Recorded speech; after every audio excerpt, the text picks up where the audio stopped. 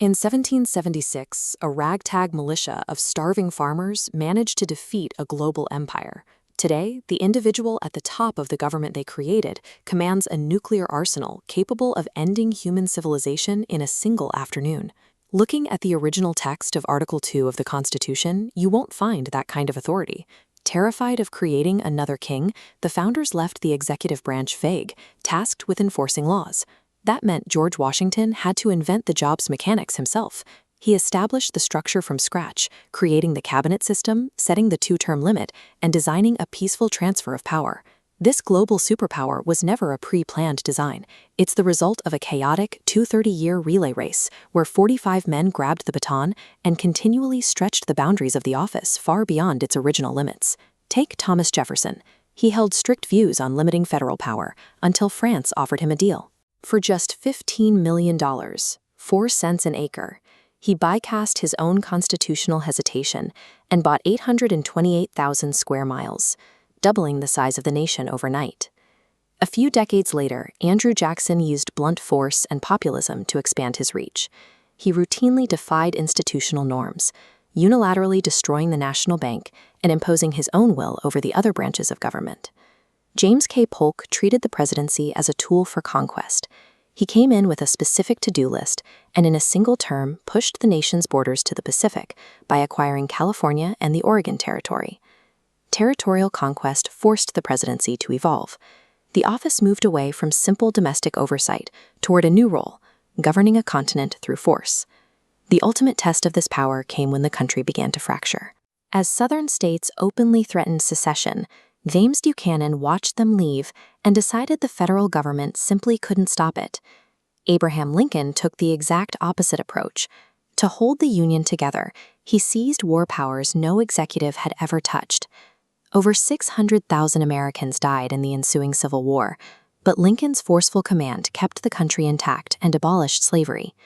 70 years later, Franklin Delano Roosevelt used the Great Depression and World War II to centralize authority even further. He built a massive administrative state, launching labor protections, banking reforms, and massive infrastructure projects through the New Deal. A clear pattern emerged.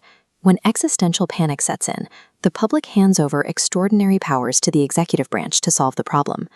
The attack on Pearl Harbor forced the United States out of isolation and onto the global military stage. When Harry Truman inherited the Oval Office, he was briefed on the war's most guarded secret.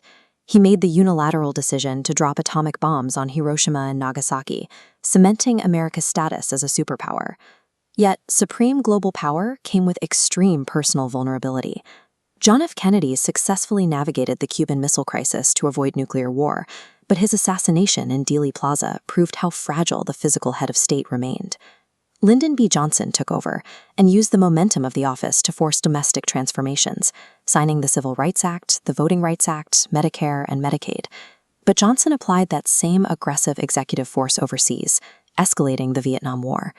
It fractured American society, resulting in 58,000 Americans dead and over 300,000 wounded. The paranoia born from managing this much unchecked authority eventually reached a breaking point. Richard Nixon's attempts to cover up the Watergate hotel break-in forced him to resign to avoid federal charges.